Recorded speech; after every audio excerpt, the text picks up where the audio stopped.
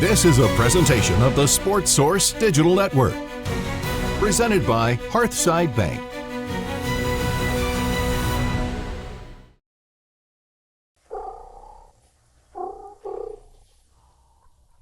Turkey decoys. Have they gone too far? We'll talk about that next.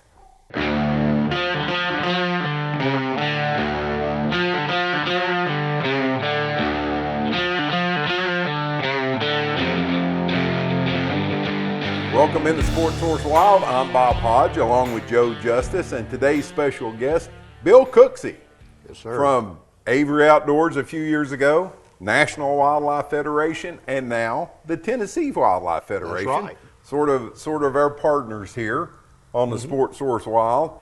And before we get into what we're going to talk about, which I think is going to be a lot of fun, just want to remind everybody, hit the subscribe button, hit the like button, tell your friends to hit the subscribe button and hit the like button. Everybody in your family. Let us know you're out there. Comment, give us a thumbs up. Yes, all thumbs up. That's right. We need thumbs up. Do it twice if you can. Exactly, that would be 2 thumbs.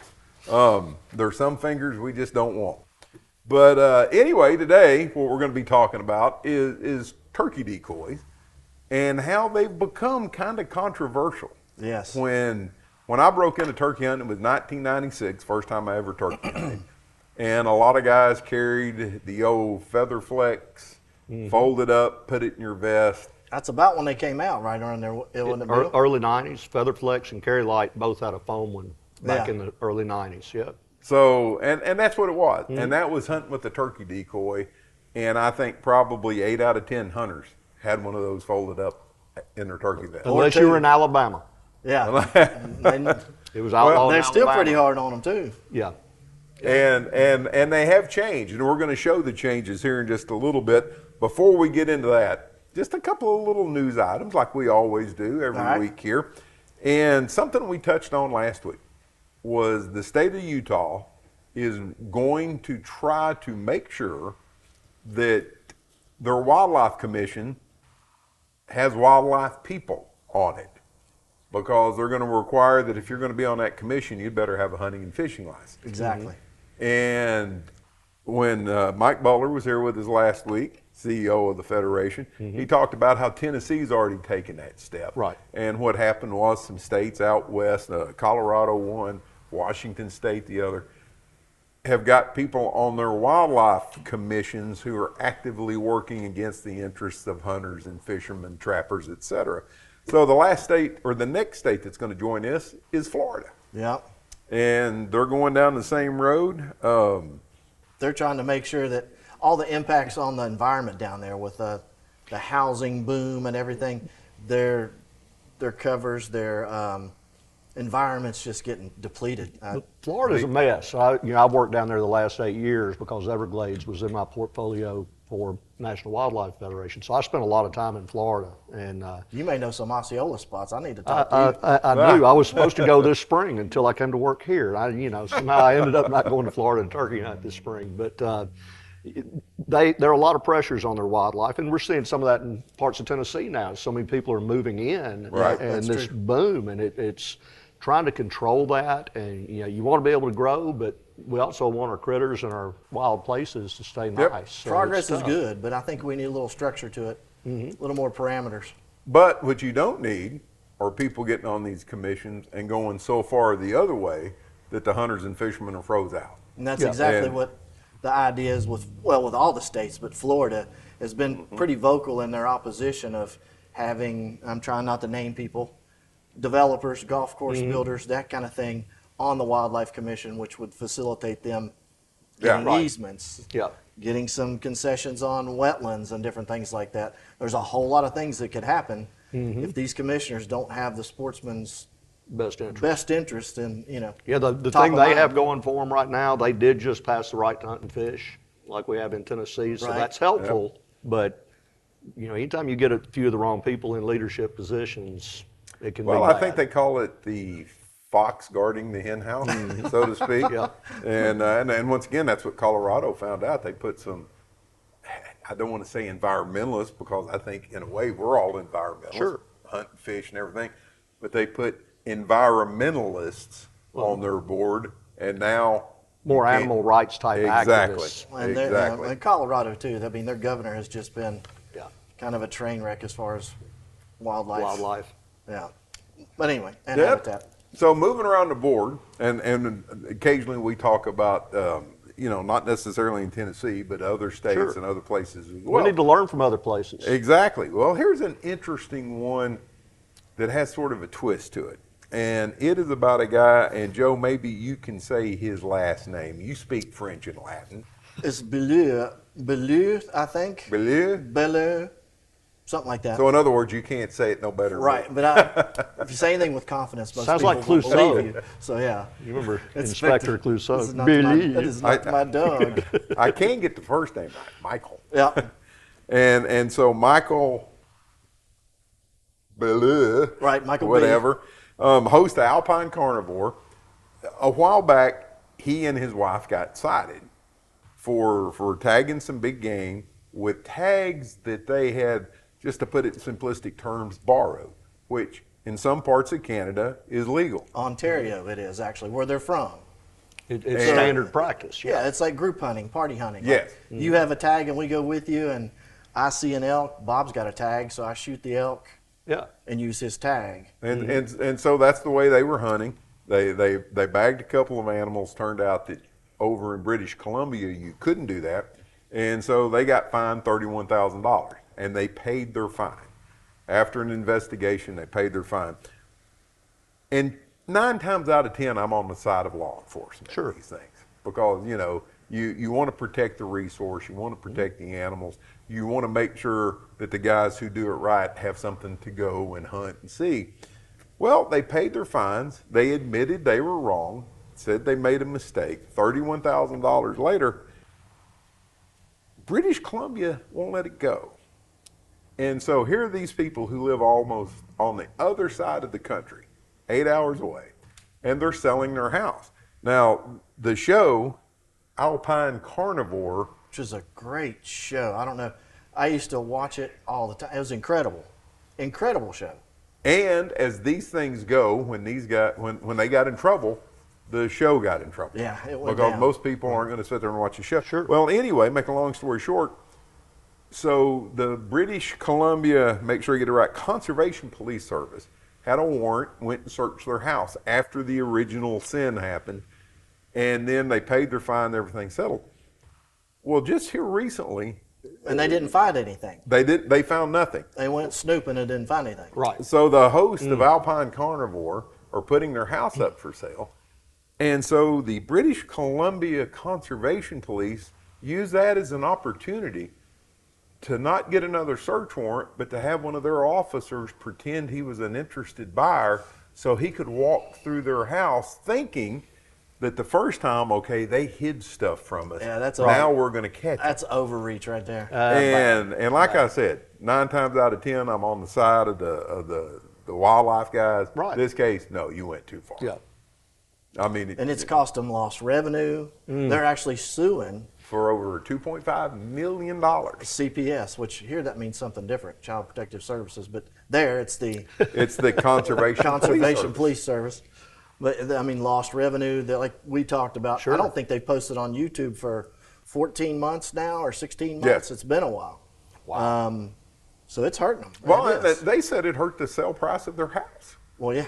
You know, That's something. which I really don't know how that works. I don't because either. I'm pretty sure if I got caught with too many crappie in my boat, I could still sell my house for what I wanted it. But Not many folks would know about it. exactly, you never know. So, but no, we could report about it right here on Sports Source Wild. Anyway, I'll give you a cooler full of crappie if you buy my house. Yeah, there you go. And I've got them. But the last note that we got before we get into this, and it relates back to decoys, because decoys, a lot of people don't like them. A lot of people like them. That's what we're going to be talking about. But reaping or fanning, That really gets some people. that sets people, they go from 0 to 100 immediately when you talk about reaping. And a couple of years ago here in the state of Tennessee, you could no longer fan or reap on public land. You can still do it on private land, but if you're on public land, which to me, I'm not going to go crawl behind a turkey tail on public land. A lot of guys do it, I and they film Yeah. it, and they put it on here. I don't get it. Well, No. South Carolina has now taken it a step further. You can't reap on private land now. Is that the way it's going to go? You guys think? No. Unless we really start seeing a rash. It's been common now for several years around the country. I mean, 10 years or so. And I'm sure there have been some incidents, but I haven't heard of very many. I mean, early on, you know, and I told y'all we played with them long before this was a deal at Avery. We, you know, played with the concept. And one of the concerns was liability if people start getting shot. Yeah. Now, how a 175 plus pound man crawling around behind a decoy gets shot, I'll never understand because it's real obvious to human eyes. But I've also been in the turkey woods and something's gobbling and I'm breathing hard and I'm getting wound up.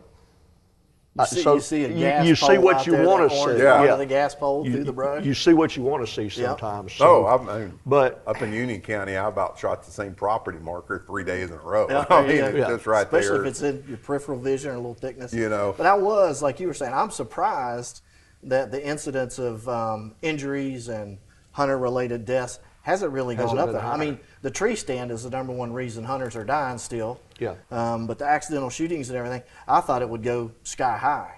Yeah. Now you get into West Virginia or Kansas where you can use a rifle. I think you can still use a rifle in Kansas. Texas. South Texas, you can use a rifle. You can use a rifle to hunt turkeys in Virginia. And Virginia. So those states would be kind of iffy if you're running around with one on public land. Or, Right. You know, you got to think about it. If somebody's going to be that minded, they probably going to be trespassing too. So they probably get you on private land. There you go.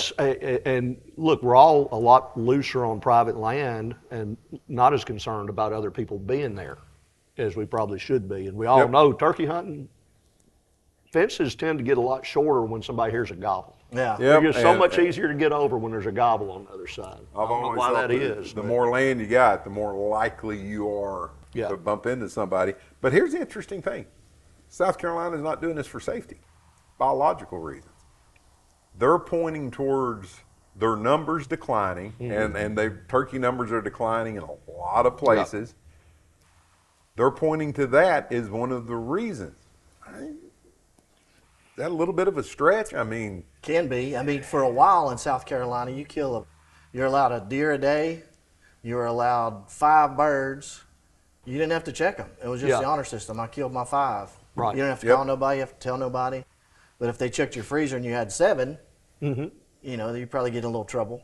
But there was no tagging. There was no call-in. None of that stuff. I think that's changed now. I haven't hunted down there in about 10 years. So a lot's probably changed. Right. But, you know, that could be one of the problems. I don't know. You know, some of that Chamberlain early research, they were looking at decoys early in the season, and yeah, they, especially the reaping type decoys and anything with a full fan, can be devastating. It's the best way to kill a mature gobbler, easiest way there's ever been. It's an innate response. They cannot help themselves sometimes. But I think some of the final research said it probably wasn't the issue they thought it was. But reaping, I don't know. I mean, in the early 2000s, West Tennessee, we went from way up here on turkeys, and they nosedived, and that was about the time all the strutter decoys were coming out. And we had field turkeys. I mean, it's all fields in West Tennessee, or mostly fields. And people I know never killed turkeys were killing turkeys, and they were killing big turkeys. You know, I'm out there, I'm happy with my, 1-inch spurs, and they've got them 1 5/8 inch, and the guy's never called one in before, and I know it. So early on, I was thinking, man, I wonder if these decoys have something to do with it. Now, our numbers have started coming back, and that was nothing but an anecdotal, That is the perfect segue, because now we're getting off of reaping, we're getting off British Columbia, the heck with Florida, especially after they beat Tennessee in the SEC championship game on Sunday. Now we're going to get into decoys. Before we do, want to talk a little bit about the Tennessee Wildlife Federation and the work that you guys do, and we talk about it every week. And it's everything from Scholastic Clay Target Program, which, and I think I might have mentioned this last week, but I'm old, I do get to repeat myself. I'm up in South Dakota pheasant hunting a couple of weeks ago. On your birthday. On my birthday, thank you very much. You never told me happy birthday. Happy birthday, Bob. Thank I you just very realized that when you said that. I was like, I don't think I sent him a text. And you know, their Scholastic Clay Targets program is going great. And all of that kind of originated down here. It got a lot of the coordination that now happens nationwide, started here with the Tennessee Wildlife Federation. Absolutely. I mean, I coached for 5 years in Memphis, a high school team. So that was one of the more rewarding experiences of my life. How far did you get nationally? In the Nationals, we had some kids, you know, get into the fight, you know, shoot in some shoot-offs. Yeah. And we never had a kid on one of our squads win, but we had some girls do well, and a lot of placements. But shoot-off, only a couple of shoot-offs for the top spot. Well, there's some strong programs here. I mean, Heritage High School down there has a strong program. Yep. They even volunteer when we do some of our Quail Forever events. They come out and help us. And Campbell County has a great program up there. I know a couple young shooters that have done very well in the state events and even regional events. So it's taking hold here pretty strong. And Bill and I honestly don't know this. How young did the kids start in Scholastic Clay I Targets? had kids as young as either 11 or 12. You know, it's still in elementary school that shot. And That's awesome. Yeah. That's just awesome. It was pretty cool because they were the ones smaller than me. Yeah. Out there. So that was kind of cool. I could feel like a real coach. It's really fun. And I mean, I had the first team I ever had, there was a girl on it who she had some physical issues and couldn't do a lot in sports, but she wanted to shoot. And the first time she shot up, and we started, it was a screwed up deal, and we shouldn't have even gone to this shoot. But she had practiced once. Now she has to shoot 100 birds. Oh, golly. You know, I think she broke 3. And I remember thinking, man, I won't blame this girl if she wants to quit. Right. 3 years later, she broke a 97 at the state championship. Wow. That's awesome. You know, That's awesome. And you guys teach them how to shoot, but you also teach gun safety. Oh, absolutely. That's the first thing you teach. Yeah. I mean, I've got to be around a bunch of kids with guns. They're going to learn some safety. Yeah. And that is something, I mean, you know, if you want to get kids involved and they don't have the people at home who know, who grew up with it the way we did, and the gun safety, like you said, that's the first layer that you teach, and it's an important one. So the Tennessee Wildlife Federation. We do that. Hunters for the Hungry and all of them. So a lot of things going on there. And, Joe, a lot of things can go on if you email us. Right. You can email us at sportsourcewild@gmail.com. And you know what? We've been getting some emails. Oh, yeah? And I'm going to start sharing them. And I was in there the other day, and now I've got to remember what the password is to get back into it. So we want you to send the emails. I want me. I've got it written down someplace. You know, sticky note on your computer. What now? Computer. Sticky note on your laptop. Yeah, you got to have the Post-it notes if you got any type of computer. But see, when you got like 96 passwords. When I'm eating during work, I take my sticky notes and clean my mouth off a little bit. So you know, once again, appreciate the Wildlife Federation. Getting into decoys. Now, Joe, you brought a decoy with you. I just made a lot of noise with my decoy. Turkey decoy. I mean, once again, when I started hunting, you didn't have decoys like this. They were ugly. Grab your decoy. No, right quick we here. had those feather flecks. They're pretty much folded just a up, they went gray in your game foam vest. thing. Now these look like turkeys. Oh, yeah. 100%. I mean, from a distance, and you know, I will go ahead and out myself. You guys can talk about. Ever walked up on your own decoy and it's a turkey? No, but I have woke up in my decoy spread and saying, there's 4 turkeys there. I had 3 decoys. You kind of think about it a minute and shake it off and realize. But no, they're realistic. This is DSD brand, Dave Smith decoys. Okay. And I think they're incredible. I mean, down to the eyeballs, down to the size, down to the sheen, posture. I mean, this is the half strut or 3/4 strut Jake, they call it. I think that's what they call it. He's got 2 or 3 poses. But that's kind of just a Jake that's kind of looking at picking a fight with a bigger bird. So they cannot stand that red head and that posture. And so a lot of people think, and over the years, turkey numbers, you're from West Tennessee, you know that turkey numbers have gone down out there. There are pockets around East Tennessee, places that I've hunted, I don't see turkeys like I used to. Southern Middle Tennessee, a lot of those counties have just fallen way off. Even though the harvest numbers have stayed up, A lot of people talk about, Joe, you and I have talked about it. When you're driving around, you don't see them out in the field. Oh yeah, when I'm like you used to. walking those hills up at Sunquist or Royal Blue, I can't remember what to call it up there, but 60-some thousand acres north of here. When I'm hoofing those ridges, I'm like, boy, there's not as many birds as there used to be. Yeah, and some people think a reason for it, and there's a lot of different theories out there, but some people point at the decoys, like we just showed, and said, that's it. People want decoys outlawed entirely. Some people do. I'm not saying everybody does. Some people want them outlawed entirely. Some people want it to where you can't use a decoy in the first couple of weeks of the season, which I think is Alabama. Alabama's already And I gone think down that that came road. from that Chamberlain research is why they started that. But And the Chamberlain research is also where they said that because of decoys and hunting on fields, that makes that big field gobbler that used to be the one that you're not going to touch easily killable, especially earlier in the season. And part of what went with the Chamberlain study, if you kill the big gobbler, the dominant bird, then the subordinate birds then don't step up to the plate. they have and to take fight over it the out to breeding. figure out who's the Well, new top dog. He also found that if they do step up, the hens are not always receptive to breed that subordinate male. They're more likely to breed the more successful male, and they're kind of already set in their mind, ingrained that that's going to be, the daddy. There's no doubt that the sooner a hen can be tight on a nest and pull off a clutch, probably the better odds of that clutch surviving and thriving. But we are out there hunting them. So is the bottom line, has the improvement in decoys, more people using decoys, is it a problem?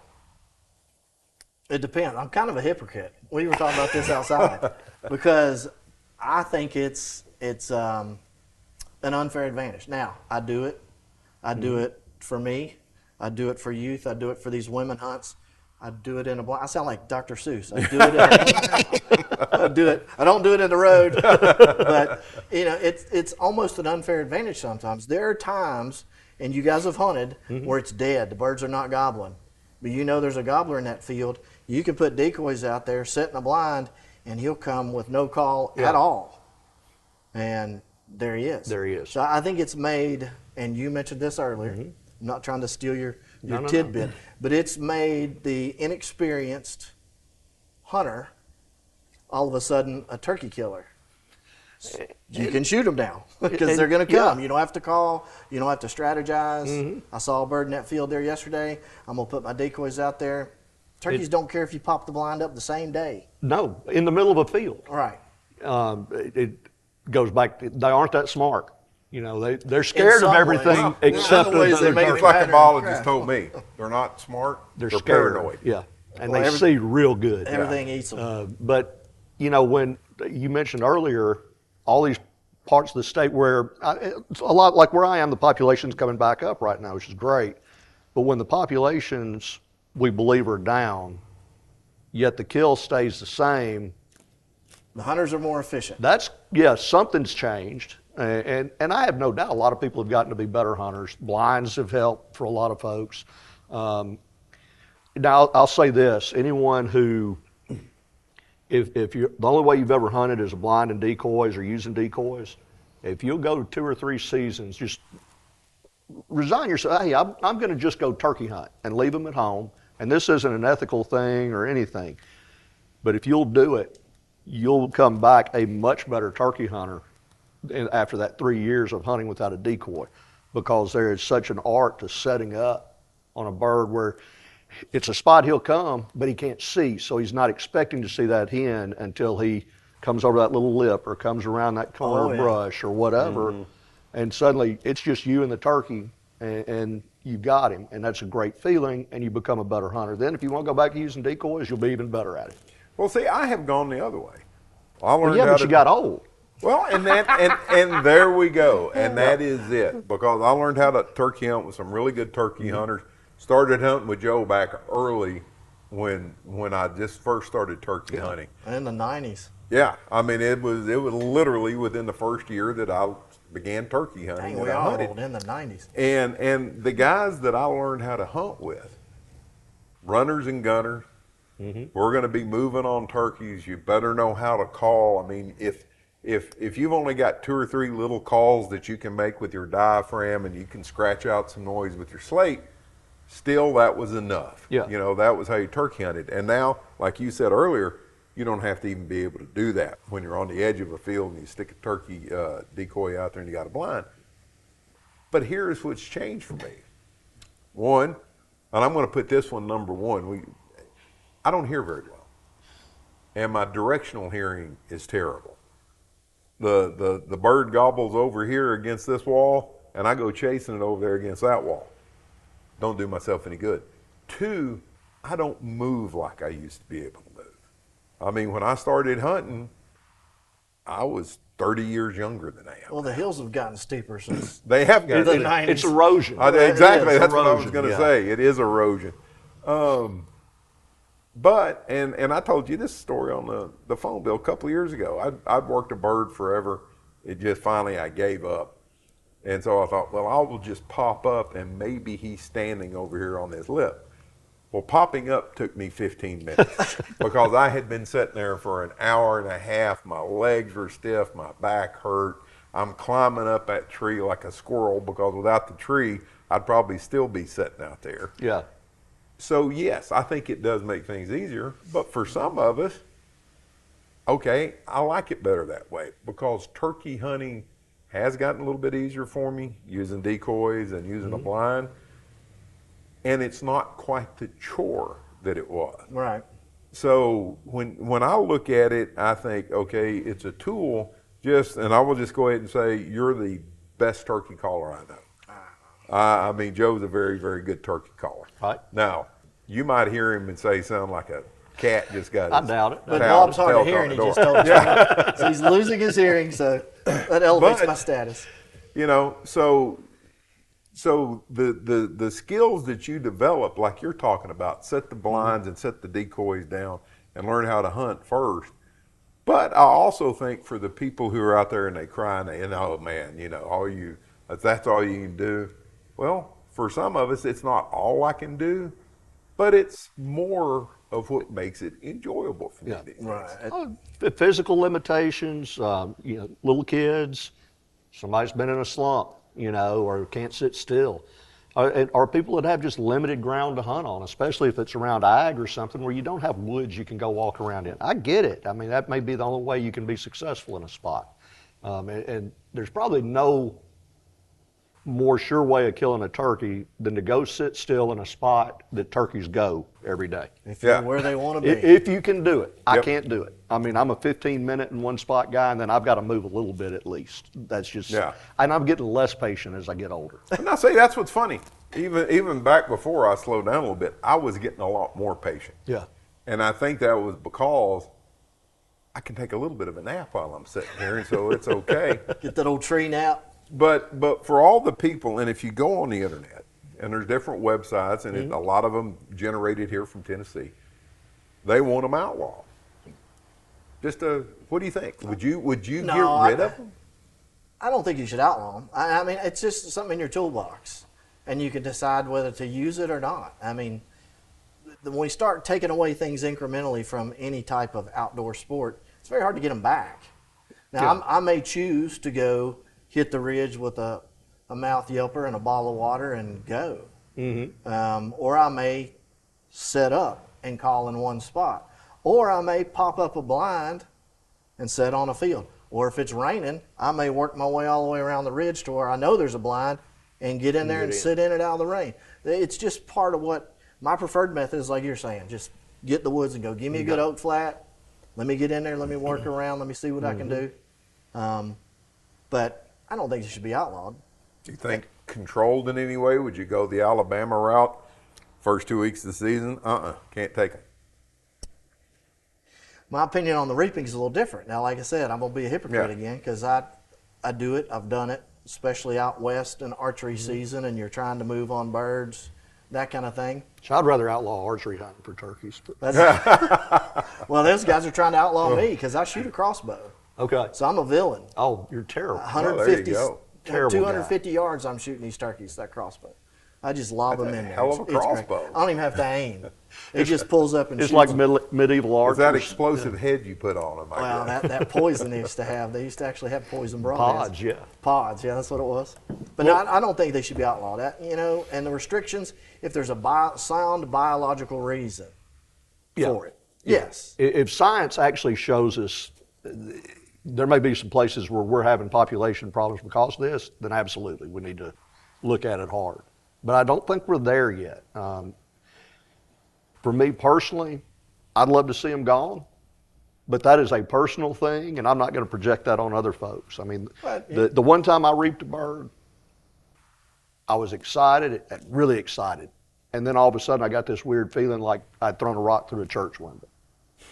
You know? I mean, I once pulled up an airsoft gun and there's a hummingbird buzzing around by the swimming pool. I picked up a little boy's airsoft gun, and the thing fell. I immediately, oh my God, what have I done? Luckily the hummingbird was fine. I picked it up, held it, and then he flew away. But good, we don't need calls from hummingbirds. It was like, I felt horrible, and I'd never did it again. I've done it for other people when they were in a slump or whatever, or just to prove. My best friend said, it doesn't work. And I proved to him it did. Most times it does. Yeah. And see, I'm there with the biological thing too. I think if you showed, and I think when Dr. Chamberlain from the University of Georgia. Now we're talking about Mike Chamberlain. They call him the Turkey Doc. Yeah. So you can catch him on social media as the Turkey Doc, and Turkey Tuesdays. He puts up a tidbit every Tuesday, some biological fact about turkeys, and it's phenomenal reading. It's a great way to learn. But when his information first came out, I don't think there was very much pushback. There is some pushback against some of the things he's written about now. Yep. So I mean, it's still a debate out there, and decoys was part of what he talked about. That you do kill that mature bird, the hens don't get bred, et cetera, et cetera, et cetera. The only thing what I kind of compare it to is if you're not going to use a decoy, well, do you kind of find out where your turkeys are on your property with a trail cam? Do you find your fish with a fish finder? I mean, a lot of the stuff we've talked about live scope before on boats. Yeah. Some states are really having a problem with it.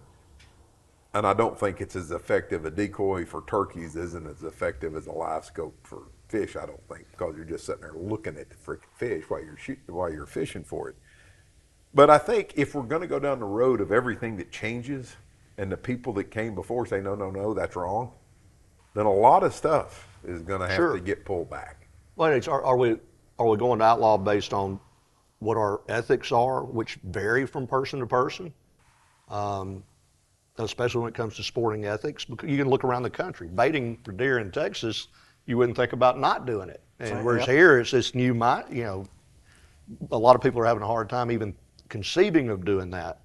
So our ethics vary based on where you're from, how you grew up in the field. Yeah. And so are we really wanting to outlaw based on ethics, which I don't necessarily say is a bad thing, and not even talking about turkey decoys just in general, but are we doing it for biological reasons or ethical reasons? And if it's ethics, it's a whole different conversation. And a lot of that's what you carry with you personally, kind of your thought on it. I grew up fall turkey hunting. That's how I learned. Yeah. Guys carried me around with them, learned to call them back in, learned to call them just period, turkey hunting in the fall. A lot of guys criticized me when I moved down here from West Virginia, and guess what? I was hunting in the fall. Yeah. And man, you shooting hens? I'm like, she came to my call. Yeah. Like I'm shooting nubbin jakes. They came to my call. And I've backed off the fall hunting a little bit, but I still fall hunt. I like to fall hunt. Right. So that's on me, and I see why other guys don't, because they sit in a tree stand and say, "Man, them things are stupid." 30 of them walked right under my tree. Yeah. I threw my glove at them. I threw my dip at them. I threw a water ball at them. They didn't know what they were. It was too easy, and I'm like, "Go grab a shotgun and go walk." And your favorite call. Yeah. And see, and I've never enjoyed fall turkey hunting. It just doesn't appeal to me. Spring turkey hunting, my favorite thing in the world to do. It's a gobble. Fall turkey hunting. Oh, they gobble in the fall too. They will, but not. I mean, well, that's a discussion for another day. But just quick before we go, turkey decoys, I don't have a problem with them. Yes, I think they can be used to make it easier. I have no problems keeping everything the way it is right now in the state of Tennessee. Y'all disagree at all? I'm with you until we have science that says otherwise. Till the biology says that the numbers keep going down. Exactly. So, I mean, it's another tool in your toolbox. I said that earlier. I'm hanging my hat on that analogy, I guess. It's one way to do it. You can either choose to do it or not. Yeah. Well, I'm going to find out if I choose to do it or not in about, 3 weeks. So there we go. Bill Cooksey, thank you very much. Enjoyed it very As much. always, Thanks for having Joe. me up. Good Joe. meeting you. Yes, Good talking sir. to Good you. talking to I you. got to pick your brain more. This man has a lot of experience, especially with Avery and all the origins of the decoys. So Spent a lot of And- wasted time, and right? Obviously, you two can talk about hair care too. that's right. All right. So, thank you, Bill. See you, Joe, and we'll see you next time on the Sports Source Wild.